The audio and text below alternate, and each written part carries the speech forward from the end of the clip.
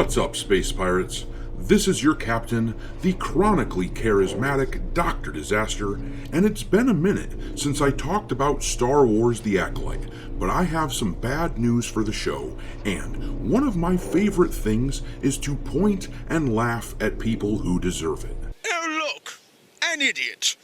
Let's point and laugh. Disney and their acolytes in the mainstream media are trying to claim that the show is doing super well, citing exclusive data whose details they either can't or won't share, relating to the nebulous term engagement. 157! Wait. 157 what?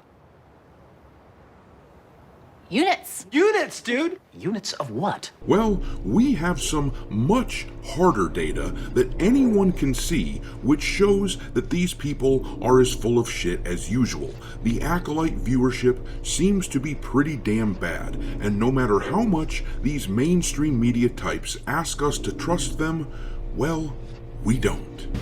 Trust me. No, I don't think I will.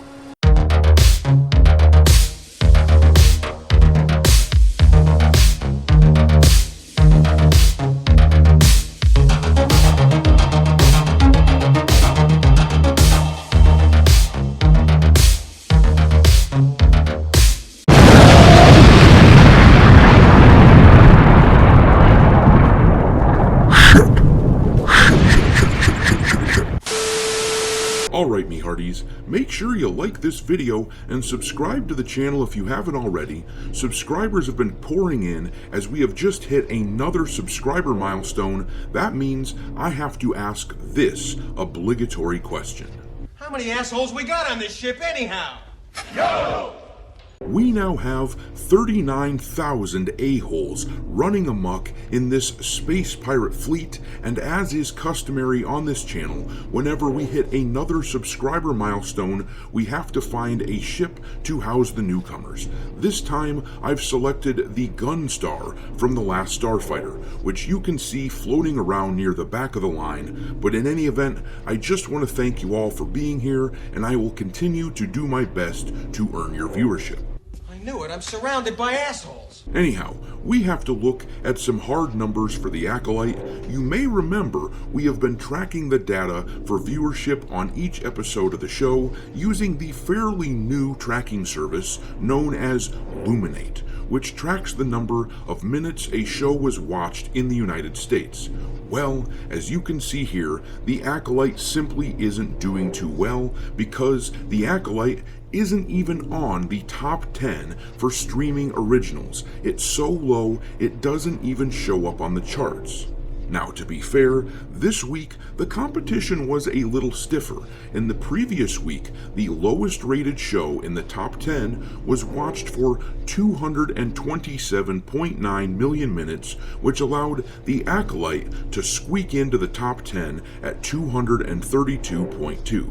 But in this latest week, the lowest number was 282 million minutes. But even if we were charitable, things do not look good for the Acolyte when you break the numbers down. If we threw a bone to Disney and assumed that the Acolyte just barely missed out in making the top 10 for this week and hit 281.9 million minutes viewed, if we divide that by the latest episode's runtime, we can see that at best they had about 7,229,000 viewers. Well, that sucks.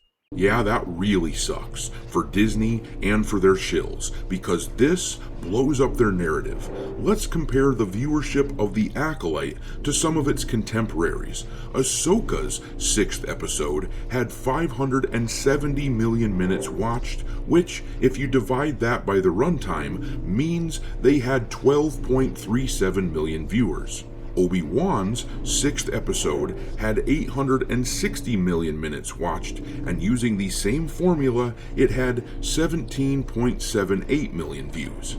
Andor Episode 7 had 418 million minutes and 8.33 million views. The Book of Boba Episode 5 had 744 million minutes watched and 14.86 million views, while Mando Season 3 Episode 5 had 878 million minutes watched with 21.39 million views.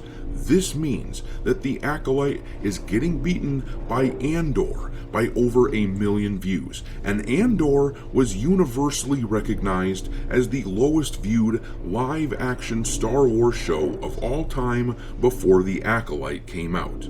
But keep in mind that in this instance, we are giving the Acolyte the benefit of the doubt. All we know for certain is that the Acolyte had less than 282 million minutes viewed for the 6th episode. It could be way less than that, but best case scenario for them shows that they are still a little over 1 million viewers behind the 7th episode of Andor. So the media might spin these nebulous engagement terms around, but at the end of the day, if they don't have any hard numbers to show their work, then it's pretty damned hard to take their claims seriously when they say this is like the bestest, most viewed show ever.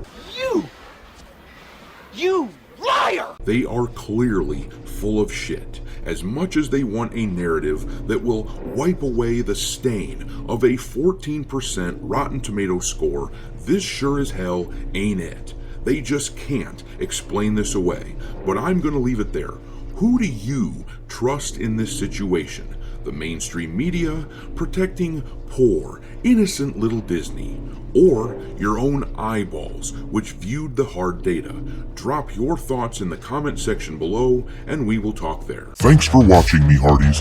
If you haven't already, your captain is inviting you to subscribe to the channel and become a part of the crew. Life as a space pirate may not be glamorous, but there's always plenty of booty.